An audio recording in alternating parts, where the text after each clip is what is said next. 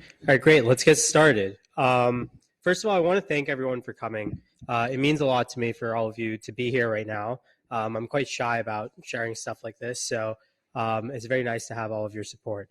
And I just wanted to say that. The second thing I'd say is I've put a lot of time and energy into this book over the last 2 years.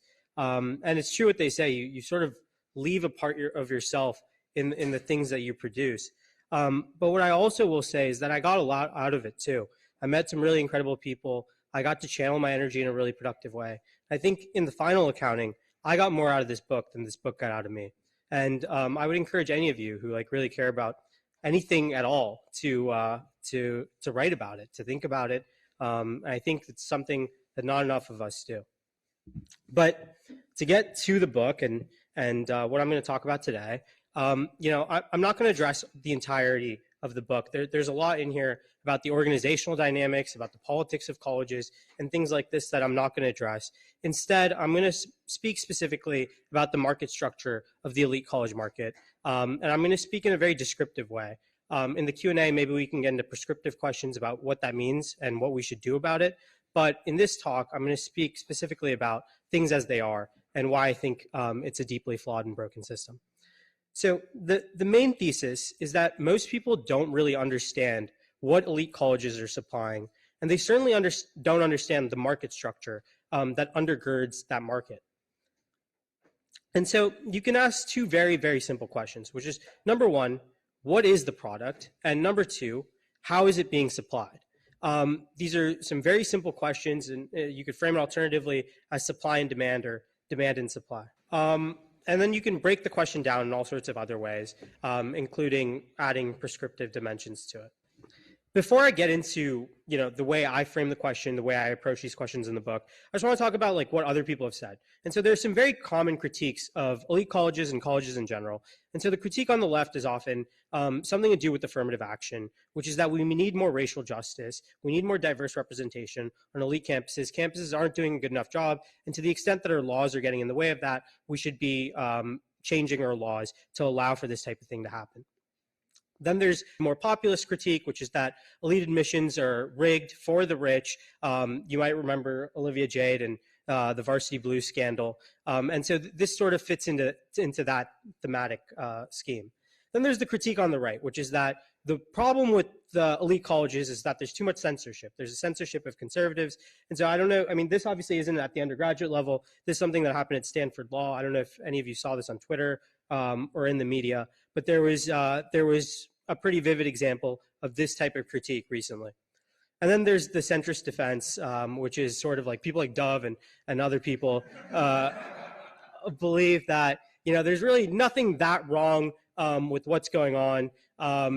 People who work at the schools, the donor class, politicians and other cucks. These are basically, they basically say that there's really, yes, there are problems with everything. Overall, things are fine. And I would say this is probably the worst of all the critiques. So what is the right framing? And I would, I think towards the end of this presentation, I'm going to say that a lot of these views aren't actually incompatible. So yes, they're polarized by politics, but I don't think there's anything so different about the lack of diversity on campuses and the censorship of conservatives. In fact, the argument I make is that there's actually a deep synthesis between all of these views, and politics is sort of, not letting us understand that, which is quite bad. Because if people understood that, I think there would be, a majority coalition to change some of the things that are happening at elite colleges. So I want to start with a very, very simple question. And it's actually a deceptively simple question because, in all of my research, this is the one question where there's the most vigorous debate in the academy. And there's this other aspect of this that people don't really understand, which is what exactly are elite colleges selling? Is it an investment good? So there's the human capital model. You go, you get skills, you're paying for the skills, and then because you're more productive, you get a higher wage in the market. Is it a consumption good? Is it a 4-year party? Do you go to college to have a good time? Do you go to join a frat or a sorority?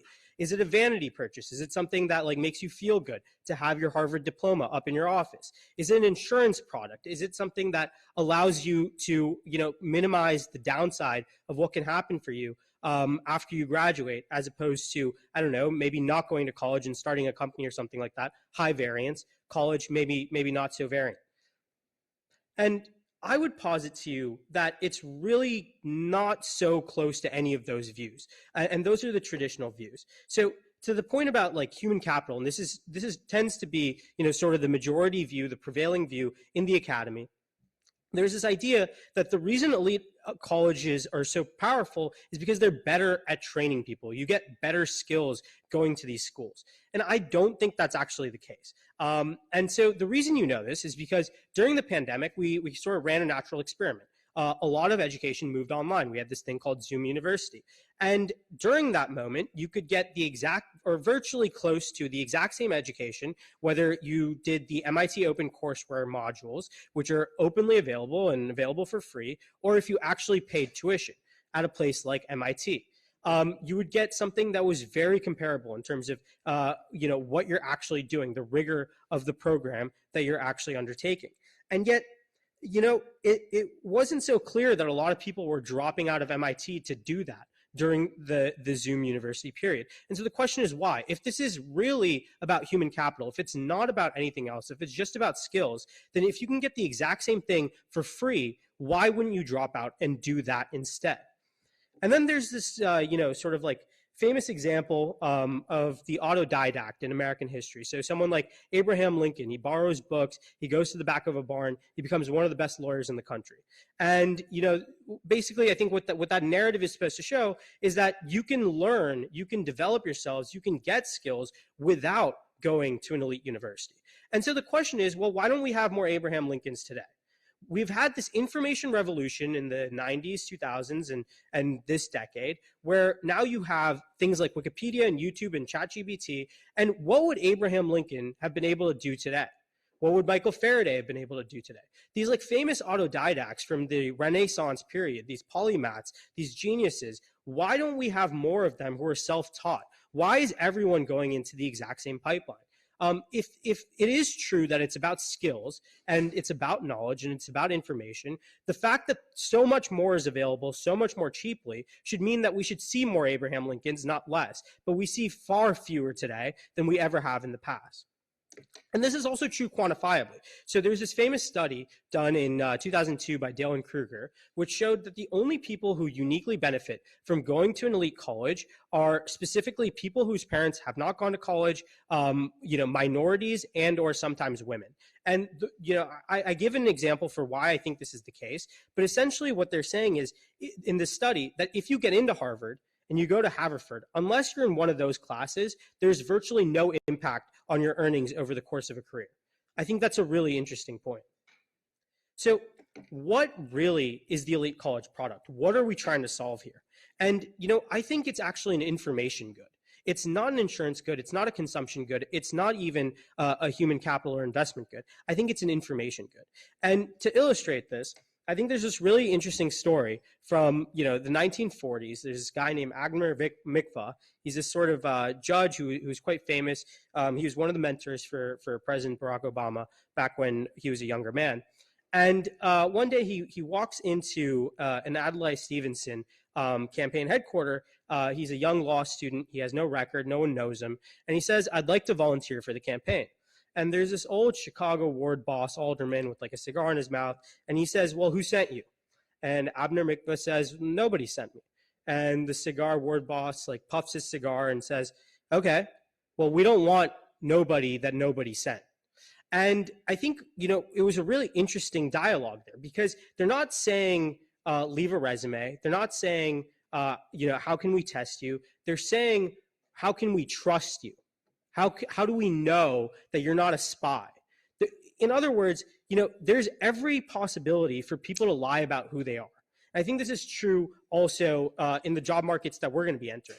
On my resume, on your resumes, you're going to exaggerate how good you actually are. There's an information asymmetry, and there are also incentives for you to do that, right? So if you're an employer, how do you know who's actually good? Everyone has an incentive to distort the narrative about themselves. How do you know who's actually trustworthy? How do you know who actually has skills, who's actually competent?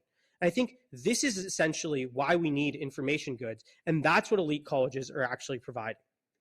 So it's a very specific form of information.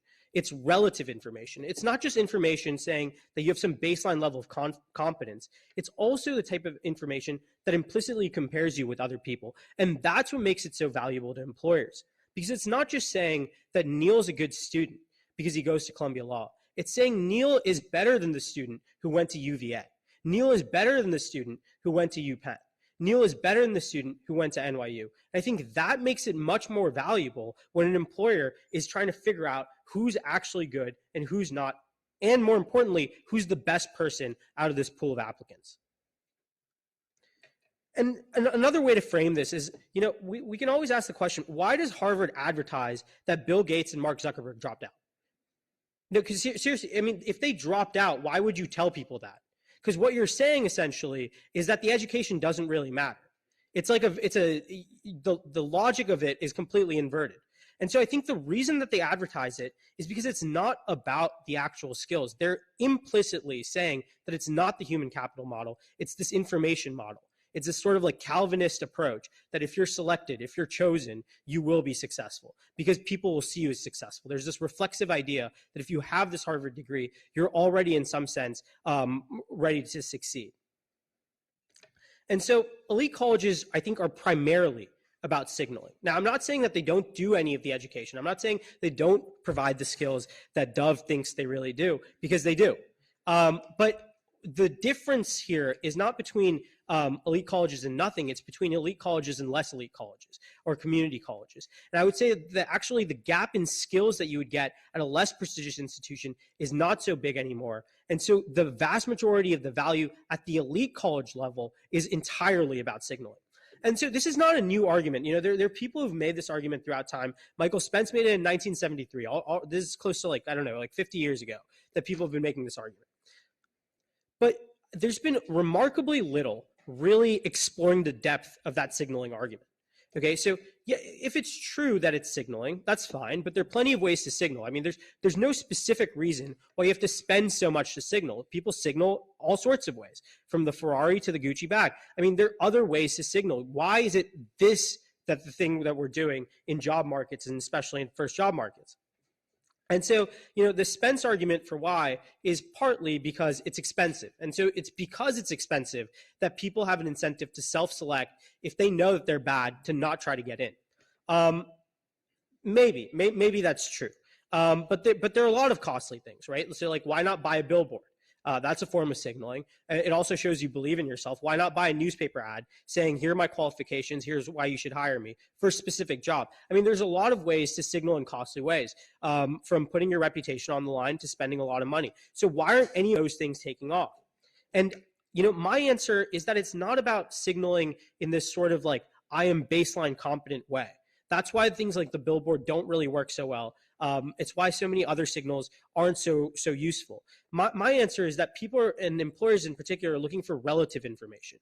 They want to compare you with another pool of applicants. They need a standardized process to do that. And that's why the elite college degree is such a valuable credential, because they want the best in a pool. They don't just want someone who might be good enough.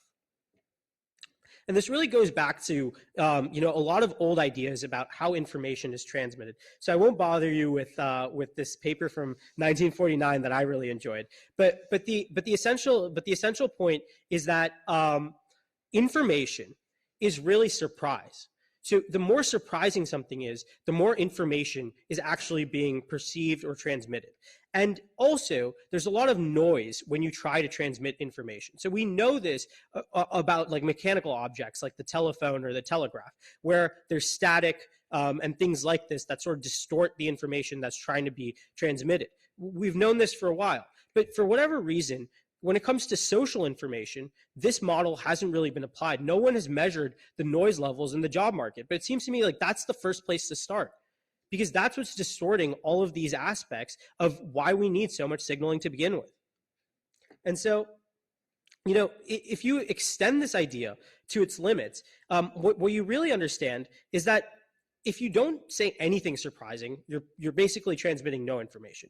If you say something that's too surprising, that's too weird, like getting the billboard or buying an ad in a newspaper, well, then it's too much information. People don't know how to perceive that. Human perception has bandwidth limits. The employer doesn't know how to evaluate you compared to other people. And so there are these ways in which there's a standardization of information. It's why, things like the Morse code or languages are still something that we use. I mean, the Morse code was invented, I don't know, in the 1840s. We still use it today. What explains that? Right? Because, and the reason is because, the dots and the long presses, they're surprising, but if you know what to expect, they're not so surprising. So there's actually information you can perceive. And this is the sort of like Goldilocks zone of information. You want it to be surprising. You don't want it to be too surprising. And, this is, like I said, this is why we have language. There are words and phrases we know to expect. And I think more abstractly, it's why we have standardization, which is all languages are. It's why we have things like feet and centimeters, so that we can compare information, we can compare measurements, is why we have any kind of standard at all. And I think I would posit to you that the college degree is just another one of these standards. So there's this really interesting anecdote that I really like, which is that during World War II, you had all these pilots who had trouble communicating with HQ because the propellers were really loud, the engines were really loud, and so there's a lot of noise. It was a noisy channel. And they were trying to get messages back, and these are life or death messages, like I'm being shot at or I'm coming into port. And what people realized is, okay, it's too noisy for us to understand what they're saying unless we force them to narrow the range of words that they can use. And so if they only say things like whiskey, tango, or foxtrot, we know to listen to that. And so it's surprising, but it's not too surprising. And so even with a high level of noise, we can sort of perceive what they're saying because we know to only listen for these specific words. And what I would posit to you is that Harvard, Stanford, and Yale are just the whiskey, tango, and foxtrot of the job market. It's surprising. It's not too surprising. It's standardized. We know what to listen for. And so even though there are bandwidth limits, even though there's a lot of noise, we can perceive what that means. Now, the really interesting thing about this, though, is that languages, standardization, all of these things have network effects, which is why I think, the college degree has not been displaced, even as we live in this era of disruptive innovation in information generally. And, it's a de facto language. You have things like the U.S. News and World Report that sort of standardize, create a loose hierarchy for which you can compare different people. And so you end up with this sort of thing where, like the ELO rating or feet and inches or English versus Esperanto, there's this network effect where the more people go and get a college degree, the more people that place value on this hierarchy of degrees, the more people know to listen for this, to perceive for this. It's like the NATO alphabet. It's like the Morse code. These things are very hard to displace, even if you have a better solution, even if you have a better alternative, once they sort of get rooted into the network. And, I would posit to you another aspect of this that's quite interesting is if you think about a lot of the monopolies that have sort of bothered Americans throughout time, whether it's Western Union and the telegraph, or AT&T, the Bell Company as it was originally known, and the telephone, or today maybe you would place Google there, maybe Facebook, these types of companies, they're all arbiters of who gets what information.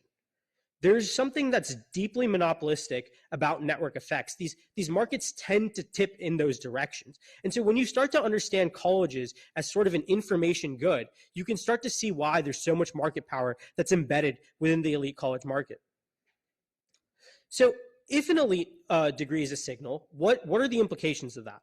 I would say number one, relative signaling is zero sum. So if I have a Columbia degree, not only does that say that about me, but if it's a quite rare thing to have, it also says something about everyone else, that they don't have this. So, by withholding the signal from other people, it increases the value for me. So scarcity as a strategy becomes much, much more lucrative in this type of setting. And secondly, I think elite colleges are a very expensive way to structure signaling, and colleges in general are a very expensive way to structure signaling. It's 4 years, at least for an undergrad degree. You have all of these costs of room and board. You have all these costs of opportunity costs of things you could be doing with that time. And I think if all we're looking for is signaling, and all we're looking for is signaling that's hard to forge and that's relative in nature, there are cheaper ways we could be doing this. But for whatever reason, whether it's network effects or subsidies, disruptive innovation in this space just has not worked. You have not been able to displace Harvard, Yale, and Princeton. And I would posit to you, in no other sector can you imagine that the incumbents today are the same incumbents from the 1600s. Like, it just does not happen, apart from in deeply anti-technological sectors like this one. So how do elite colleges improve signal or maintain signal or things like this? I think it's fairly tautological that it's the rankings, because these are the things that standardize who has what signal. They create the loose hierarchy that employers eventually use, that judges use, that other people use in all sorts of employment decisions. And this is why the U.S. News is powerful. Fundamentally, like, why do we care what's happening with U.S. News' ranking, where Columbia is, and things like this? I mean, really, it shouldn't matter if it's just about skills. We shouldn't check that website ever. But I know people do. So the question is why, and this is why. So that was all about the demand side, which is what is the college product. And as you can imagine, like, I've had to do a little bit of work because we're so deeply sold on this like human capital model that's all about skills and so on and so forth, that to even frame it as an information good seems as somewhat contrarian, somewhat outside the norm. I would posit to you that it's really not. I mean, a lot of these arguments have been out there. They just haven't been engaged with seriously. But okay, fine. If that's what's happening on the demand side, if that's what people want and why they want it, well, what's happening on the supply side? What is the real issue?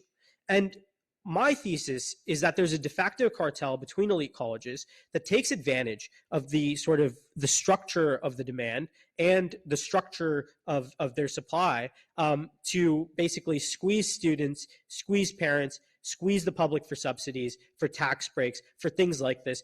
It's incredibly lucrative for those within. It's very harmful for those without. So what do I mean by a cartel? OPEC's, sort of one of these like quintessential cartels. There are other ways in which they can be structured. This is sort of more of like a horizontal cartel where like competitors collude with each other at the expense of consumers. So, if you go and get gas and it costs a lot, you're basically being taken advantage of. OPEC is sort of benefiting from that. This is the basic structure of cartel, which is collude internally, screw externally. And so what is essentially like the key cartel angle?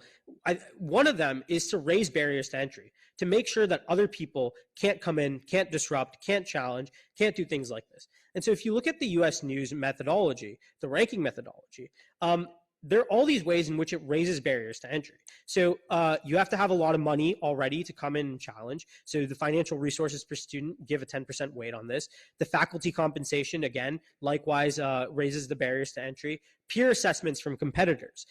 So if I'm Columbia, I get to rank all of my competitors in the rankings. And if that means if anyone sort of deviates from the implicit collusion that's happening in the market, I can also foreclose their ability to signal in a prestigious way. And so there are all these incentives that lead to parallel exclusion that basically mean if anyone comes in and tries to be disruptive, a little bit annoying, a little bit, cheaper or more competitive, we can screw them in all these different ways. And that's why I think there's such a norm of cooperation, as they would call it, collusion, as I would. And I think the really interesting question to ask on this is, what was the last new entrant into the elite college market? So maybe it was Caltech in 1894, or maybe UChicago in I think like maybe the early 1900s, something like this. We haven't seen anything in the better part of a century. And I think you always have to ask a question when there's a market where you haven't seen an entrant in a century, what is wrong with the market? So, I talked a little bit about OPEC and this sort of horizontal model, but I think the better model in this case is this hub and spoke model, which is you have the U.S. News in the middle. All the schools benefit from U.S. News, and the U.S. News benefits from all the schools. And so you have this reciprocal sort of collusive arrangement where all of the schools sort of give U.S. News credibility. They fill out these rankings formulas. They give the peer assessments. And this helps U.S. News get a monopoly in the rankings market, in that information layer, in that hierarchy layer. And then the schools harvest that relative prestige, the exclusion of all these other institutions, the exclusion of any would-be competitors, any potential entrants, and they go and make a ton of money and have these massive endowments, and they get all these tax breaks, and they lobby for all these subsidies. And this is what's essentially happening. You have this implicit relationship, this give and take between the rankings monopolist, which is still a relatively small business that has disproportionate impacts, and all the schools that then harvest that monopoly for their own. So the basic strategy is let's all get together, let's make seats jointly scarce, and then let's jack up price on them. And so they work with the US News on a ranking methodology that increases rejectivity, increases the incentives for every single school to be rejected. Okay, and it's not natural. So even if you were keeping standards the same as 1990, which I would already posit was a pretty high standard, then we should see a 300% increase in seats, a 3x increase in the number of students at schools like this, or at Harvard, or at Yale, or at Princeton, but we don't see that. And again, you can look to the ranking weights, and you see all these ways in which there's this implicit collusion built into the mechanism, where the less students you have and the more money you spend on them, the better you do in the rankings. Where the more selective you are, the smaller your class sizes are, the smaller your student-faculty ratio is, the better you do.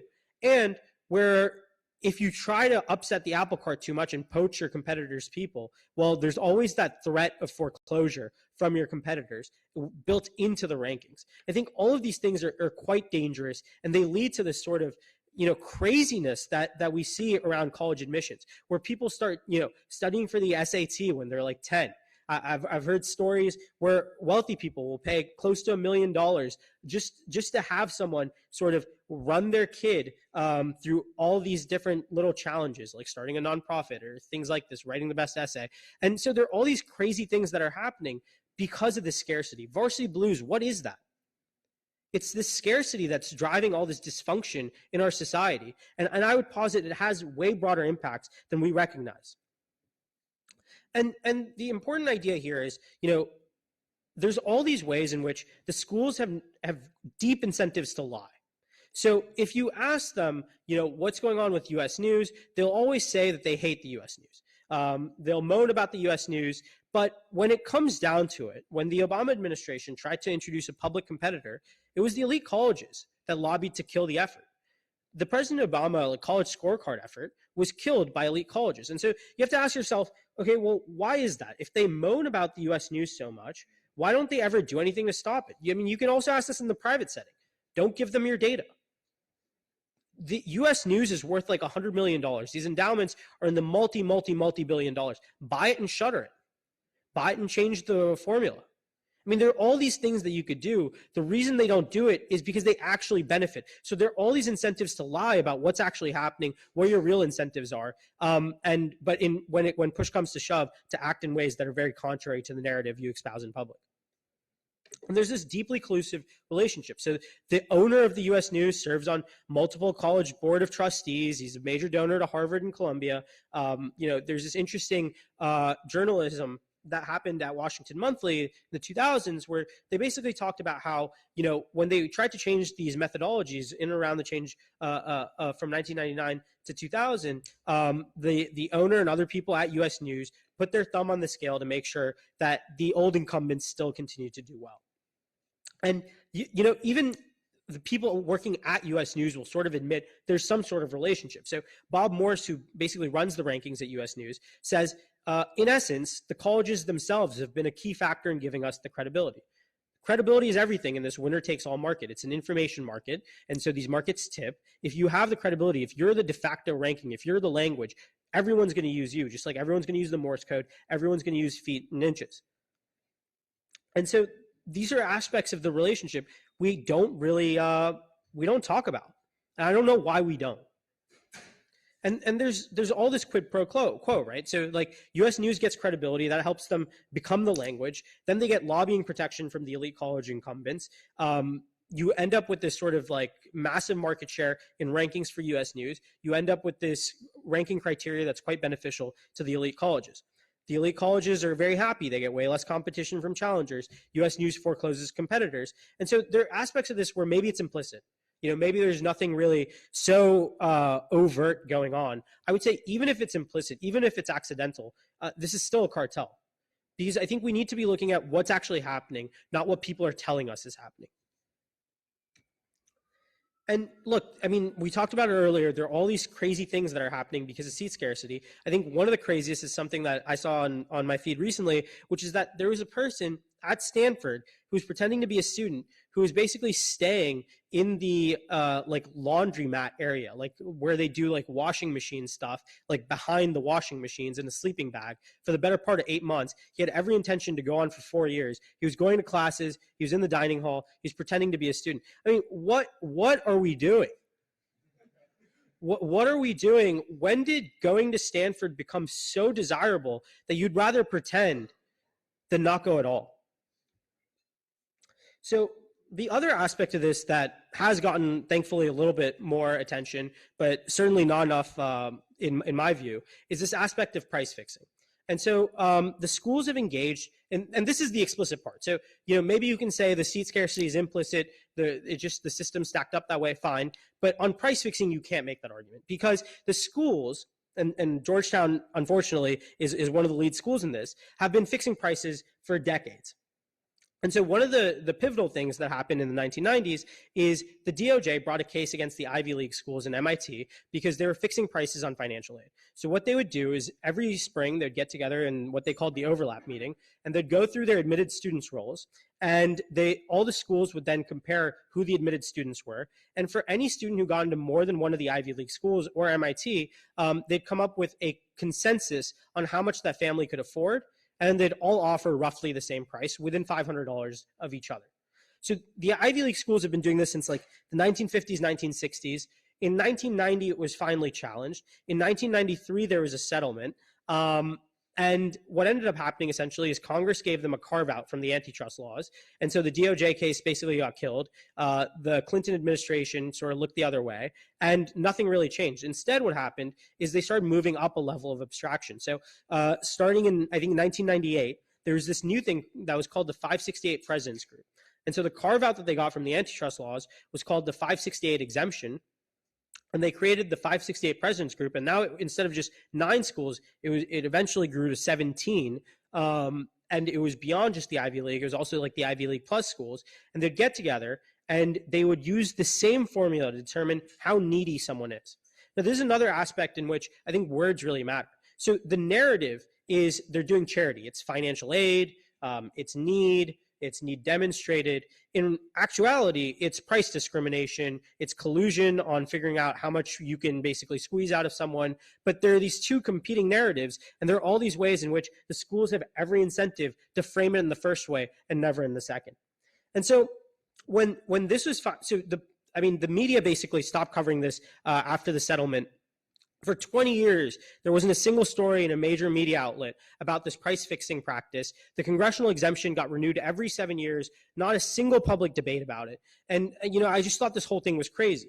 And so my graduation had been delayed by 2 years because of COVID. And so when I went back to Georgetown for my graduation, I decided to dress up as the Monopoly Man in a sort of protest because Georgetown's president was one of the heads of the 568 Presidents Group. And so, I'm sitting there, they call my name, I put on, sort of this top hat, the monocle, the mustache. And the night before, everyone's saying I'm crazy. My friends are saying I'm crazy. My parents are like, why are you being weird? Things like this. And I always turn it around, which is, what does it say about our society where I should be embarrassed for doing this, but the people fixing prices for 20 years shouldn't be embarrassed for what they're doing? What does it say about coercion where they're not controlling us with violence? Power is no longer, in my view, in a lot of these contexts, about people actually suppressing you with violence or threats or intimidation. It's more about embarrassment and social norms and things like this. And so I would always flip it around. I think there's something deeply broken with the culture on our campuses where you're not allowed to protest like this, or it's somehow deeply embarrassing or something like this. I would posit to you the only person who should be embarrassed in this photo is Jack DeGioia. And, we've sort of spoken a little bit about, these narratives and how there are all these incentives to distort what you're actually doing. And my favorite quote on this is from Sun Tzu, which is that all warfare is deception. And, I think you can generalize that essentially as power distorts truth in all sorts of ways. And so, we spoke a little bit about how charging high prices can be framed as charity, how they can use words like financial aid, how they can use words like need blind or fully demonstrated need, and things like this. But all of these definitions are circular because if they get together to define what need means and then say, we met your need, I mean, it just doesn't do anything. You're just saying what it is and then you're doing it. But you're not actually doing the thing that we want you to be doing, which is offering a low price. And one of the other aspects of this that I think has gotten probably the most public attention, but still not enough, is all the massive subsidies that the elite colleges harvest. So they get massive research grants, they get these tax exemptions, and what that ends up doing is it juices the demand side and also raises barriers to entry for some sort of disruptive product. So you get these Pell Grants, you get these tuition tax credits, you get subsidized credit that's virtually unlimited, and there are all these incentives then for politicians to eventually write off debt, which I think is probably right. But when the schools have this incentive to juice debt onto people, there's something that's deeply broken in their system, where they're creating the problem and then they're asking you to bail them out. And no one really talks about, well, how do we reform the schools? How do we stop them from getting these massive subsidies? How do we stop them from juicing the demand side, from raising barriers to entry, and from basically condemning the public and students to these massive, massive debt obligations? And the other aspect of this is, maybe you could say to me, okay, fine, elite colleges are garbage, but it's only 2% of students, undergraduate students, who go to elite schools. True. But unfortunately, because of things like the demand juicing, the subsidies and things like this, because of the US news, which eventually ends up trickling down all the way to like the least prestigious schools who still, sort of rank themselves on how quickly can they climb on these rankings. And so going from 200 to 100 is the exact same criteria as going from 20 to 1.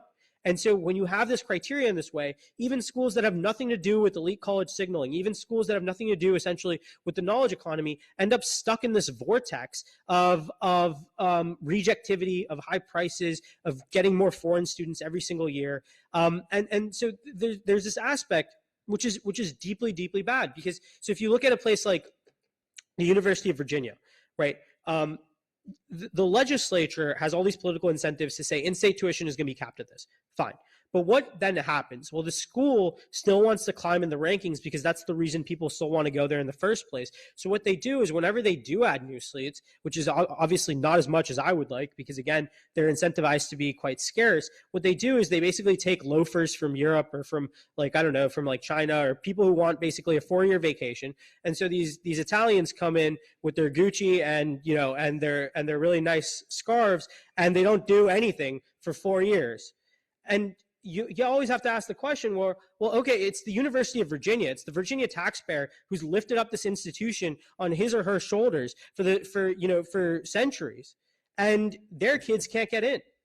So what are we doing here? What is happening that is distorting the system incentives so badly? And I would say, yes, it's true that elite colleges are only bad for that 2% of the market in a very narrow sense, but in a much broader sense, it's affecting everyone. It's affecting the country. This is a very deeply unhealthy set of institutions and set of relationships that's leading to really, really bad consequences. Until we understand, A, what the product is, and B, how we're providing it, we're not going to be able to fix it. And that's why I think this book is really important. And now going back to what we started with, which is you have all these sort of political critiques. You have the critique on the left, you have the populist critique, you have the critique on the right. I would say that they're actually just one critique, which is a critique of monopoly power. And, so one explanation for there's not enough racial diversity is the cartel explanation, which is, well, there are too few seats. The admissions are built around increasing revenues for prestige. And so obviously you're going to have all these things that are quite anti-diversity. So you're going to have things like legacy. You're going to have sports recruitings for sports like, like sailing, right? Or early decision, or Dean's List admitted students. And in all these ways, you're basically creating a set of institutions that are very anti-diversity, and then they'll let in a few kids on affirmative action and pretend like they're doing a lot. But it's not the right thing. It's not what we need from our most elite institutions, from institutions that are supposed to be engines of social mobility.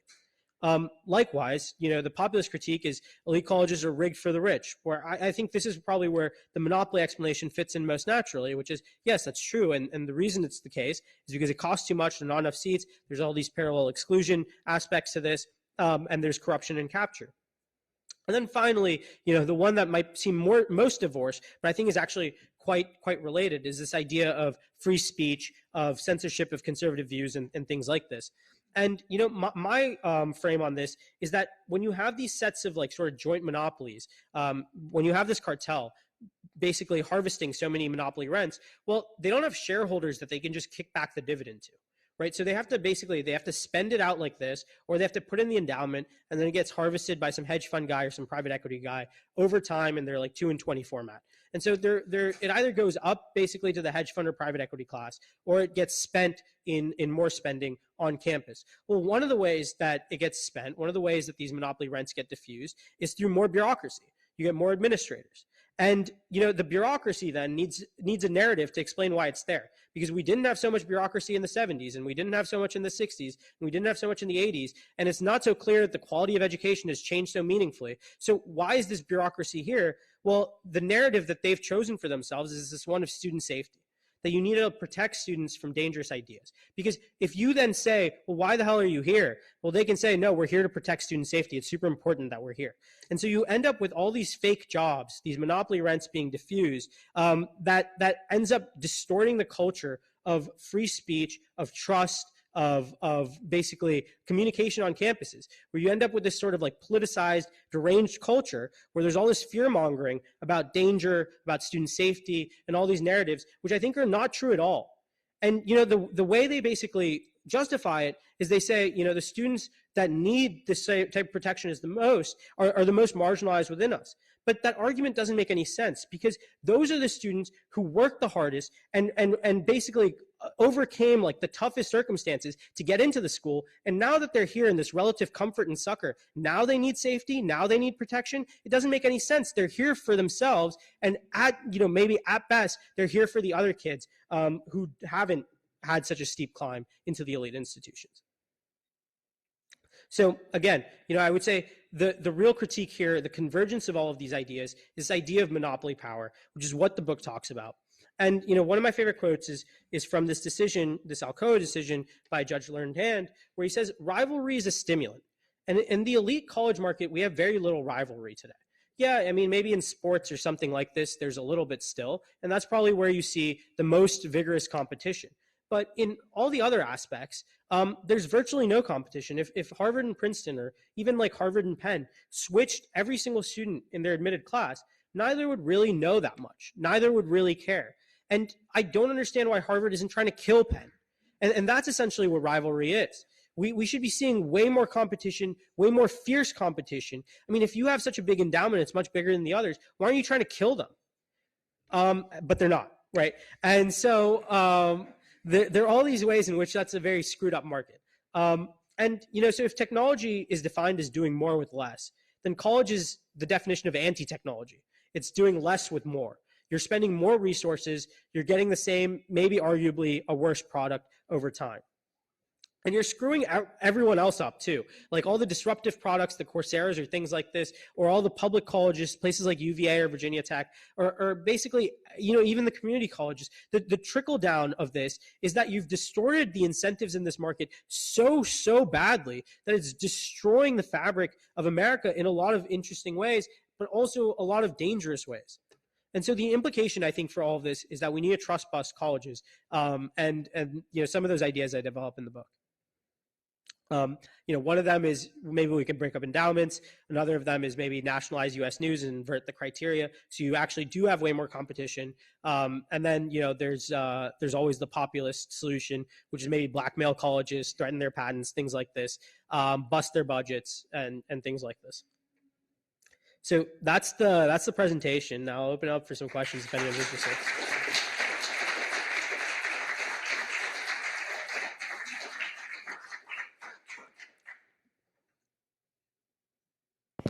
Hey, Saj, really enjoyed the talk. Thanks for doing this. I want to focus on something you mentioned towards the end. So Harvard and Penn, why doesn't Harvard destroy Penn?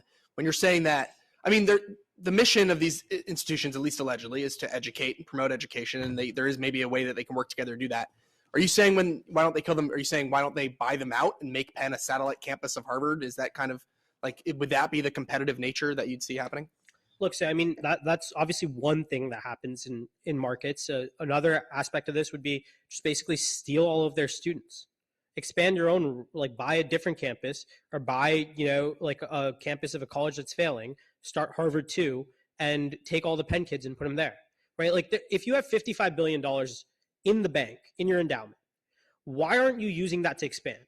Name another sector where people have such strong balance sheets where they don't use that to expand their output. On the point of expanding seats, I'm just wondering what your take would be on having a selective class and having a small class being of value to education. Like I know schools like to tout small class sizes, professor to student ratios. I mean, even just looking at Columbia Law School, access to professors is so crucial for jobs and clerkships. And if you're competing with 3,000 students, which Columbia could admit, but they don't want to because they want to have that small community, and you being able to be here within a small room with us and give this talk, I think kind of speaks to that. So I'm just wondering, what would your take be if Harvard said, okay, yeah, tomorrow we're going to enroll 50,000 students in the freshman class? Yeah, so look, I first of all, I agree with all of those points. And this also sort of goes back to Matt's point, which is it wouldn't all have to be on one campus, right? So you have a school like NYU that has like a campus in Shanghai, I think. They have one in London. They have Georgetown has something in Qatar. So you have all these like weird satellite campuses. Well, why can't NYU have anything in Savannah? Why can't they have something in Miami or somewhere in stateside? NYU 2, NYU 3, things like this. I mean, you see this in other markets all the time where basically people, if your pitch is we are the best, we know how to educate super well. Well, why aren't you trying to educate more students? I mean, open a second campus. Do you think there's any value to the point that maybe why Harvard wouldn't want to take over Penn is that they need a school like Penn to be able to point at and say like, that's a great school. They're an Ivy League school. We're better than those guys. Yeah, so I think that's actually probably close to the mark, which is essentially these are information goods. They're signaling relative information. You basically need someone below you to say that you're better, which is why I think both schools should expand enrollment. And if you inverted the rankings, that's sort of what would happen. How do you fit in the recent class action settlements filed by recent grads by these schools into your hypothesis? Yeah, so I think like the big one on Columbia's campus was basically like when they moved everyone online to Zoom University, a bunch of students sued in a class action basis to basically get some money back because they said we're not getting the same quality, and so therefore we should get some sort of discount. I think that's exactly right. But I think one of the things that proves is sort of like the SNP test, which is the exact same number of people applied to colleges and elite colleges, and in fact more the next year after Zoom University started. So what does that tell you where schools can basically cut the quality of the product and people aren't leaving? It tells you something I think quite fundamental about the amount of monopoly power that they have, and something that's quite bad. So yes, I think the class action lawsuits are part of this. There's one against the 568 price fixing cartel. I'm hoping that gets settled. Maybe that'll get a couple $2 billion back to students. There are others probably on the horizon, but hopefully I want to see some more of those. Yeah, Alex. What's your take on like law schools dropping out of the rankings and the U.S. news? Does that mean like schools, universities in general are more flexible or open to other options? Like, what do you think about that point? Yeah, so the law school boycott, I've thought a lot about because I think it's quite interesting. Especially what's interesting about it to me is that, okay, well, they did it at the law school level. Why aren't they in parallel doing it at the undergrad level? I think the reason they're doing it at the law school level is because signaling in the law school context is a little bit different. You have way fewer people who go to law schools. And so the incumbents basically have their relative prestige more or less settled versus undergrad where there are way more students, like orders of magnitude more students. And so you need the hierarchy to be much better defined. And so I think that's definitely one of the things that's happening. Another thing is I personally think like a lot of the schools are probably going to end up back on the U.S. News and World Report standard. I think this is sort of like a prolonged negotiating tactic where they want some things changed, and U.S. News wasn't willing to do it in that particular context. I think now they will be because a lot of schools have dropped out, and I think we'll test this, but I think they'll probably come back.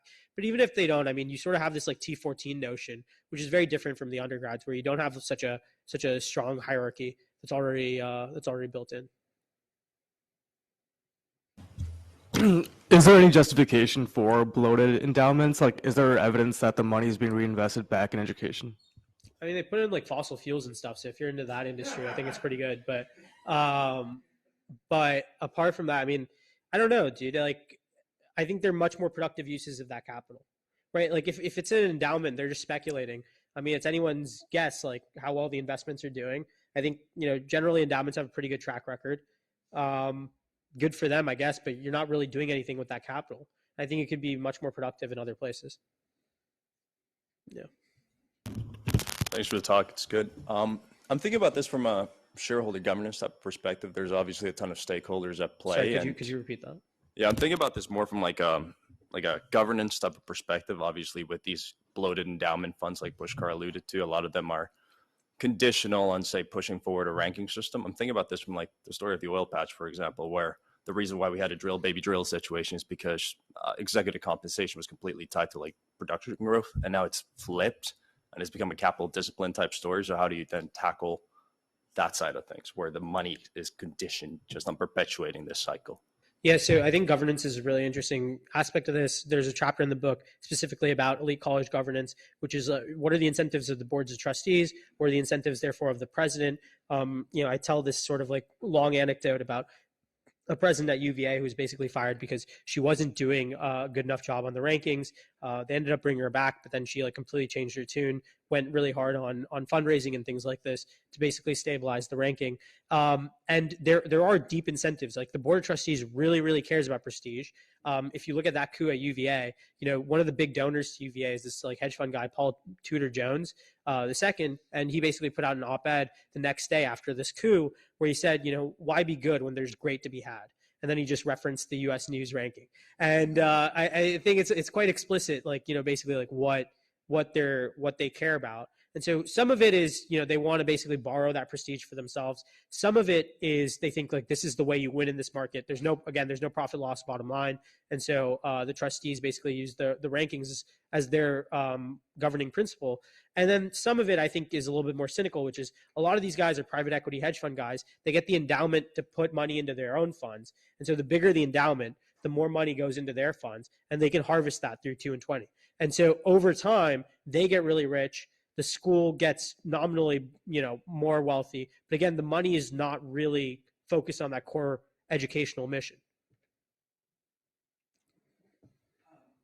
I wonder if your book's really about. I've never actually used one of these before. I wonder if your book's really about colleges. I mean, isn't it a critique of elite culture, I guess, in some sense that the problem doesn't seem to be the traditional monopoly problem where you are the sole supplier of education. There's a ton of educational suppliers. So what are they monopolizing? It seems they're monopolizing information, as you said. They're monopolizing some measure of eliteness that employers or other kinds of people who maybe it could be graduate schools that they're so there's some scarce thing about eliteness or ability. Let's call it ability. That they're somehow having a monopoly on sending signals about people's ability, and that's not just happening at colleges. You could say that there are a lot of vehicles that do that. It could be private schools for high school, for grade school.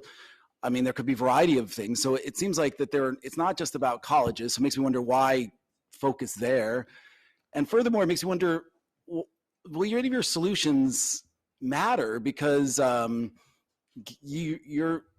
first part of your presentation was all about this natural demand for information, that there is asymmetric information. People want to demonstrate their ability. And so there's always going to be a demand for that ability to demonstrate your ability. And so there's always going to be a demand for rankings too. What's the best place I can do that? And so we're always going to live in a world where there's going to be this demand to show that. There's going to be a demand for, you could regulate the hell out of Harvard, but as long as people think that is the elite place to go, that's the best way to demonstrate my ability, that's still going to be used. And so I don't think that regulating's going to happen. I think that I wonder if the solution has nothing to do with these solutions. It's about the fact that the access to this elite show ability is a function of income. So your story is really about inequality. It seems like if you had a better mechanism dealing with inequality, that might solve some of the problems you're talking about in the book.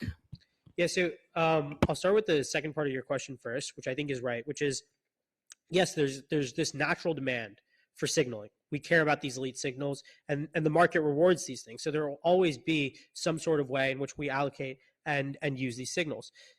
The point, though, is that, and this is what I probably do a better job in the book than I did in this presentation of getting into, is yes, that's true, but monopolies also reduce output in a way that's quite distortive, even given those demand conditions.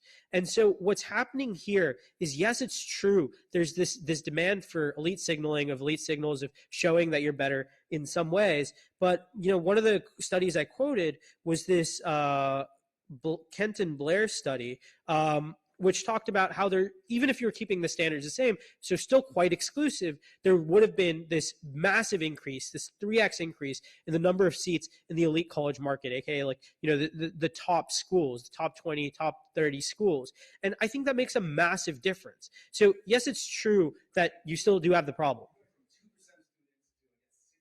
Right. That still means there's this control over eliteness at these schools. And who gets in? You might say it's a function of income, it's a function of a lot of endowments, but it's not the case that Americans have equal access to that. Yeah, so again, I agree with that. Going from 2 to 6, again, maybe you could say, that makes some difference, maybe not such a big difference. But I think, the big point here on regulation and sort of these anti-monopoly arguments is how this contagion takes place at all the other schools. And so if you have the exact same aspect, the sort of if we think of this monopolization even more broadly, which is that they're reinforcing this monopolistic attitude to all the other schools, well, then the same thing is happening 2 tiers down at Virginia Tech. And the same thing is happening tiers down below there too. And so there are all these ways also in which it's getting more expensive to signal. And so there are aspects of the rankings that are like financial resources per student. So yes, decrease the number of students, but also spend more per student to climb in the rankings. And so you have these incentives to make education super, super expensive. And those are the costs that you could just slash. I mean, you could slash through a lot of these administrators. You could slash through, they're building lazy pools at a lot of public colleges. I mean, there's all this waste that's built up in the system that I think is explained by a lot of this contagion, this monopolistic aspect. But to your point, yes, there is a fundamental inequality in who has access to these signals. It is a very difficult problem to solve. I'm not sure, how much better a job this book does versus other ideas that are out there. I think that is a fundamental issue, but there are also these aspects of cost, of debt, of scarcity that's system wide that I think this book does do a better job of addressing. I'll just push you a little bit more on Professor Morrison's question, because I think it's probably the one that you're going to get the most as you talk about this book. It's a great presentation, by the way.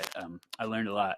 But to me, it's sort of an independent, dependent variable question, right? And another way to ask what Professor Morrison asked is, your argument is that the colleges are causing the inequality. But another version of that argument is that the inequality in the society is causing the battle for scarce resources in the elite colleges and driving the colleges in particular ways. And so what part of sort of income inequality in society that makes the stakes of getting an elite degree so high, for example, because you can't do now what you could do with a high school diploma in 1970? How do you answer, college administrators who say, we're 20% first-gen low income, we're actually the seawall, right? We're doing everything we can to mitigate the social inequality, but the problem is that the societal inequality is reflected in our institutions, and it would be a lot worse if we weren't taking all the mitigation measures we're taking. Yeah, so I think really interesting question. Again, this is a question of admissions, who has access, how do we sort of standardize a lot of these things so that it's less biased towards wealth? These are some of the questions I do address in the book. So one of the points that I would make is, if there were so many more seats, naturally the raw numbers of people who have access would also increase. And not just at, the really top schools. I think the really big point that I would stress again is at a place like UVA or at a place like Virginia Tech, where you have 30K students or something like this, and there are less incentives to be rejective. There are a lot of seats that can open up in that type of context and for much lower cost, I think can still be quite transformative.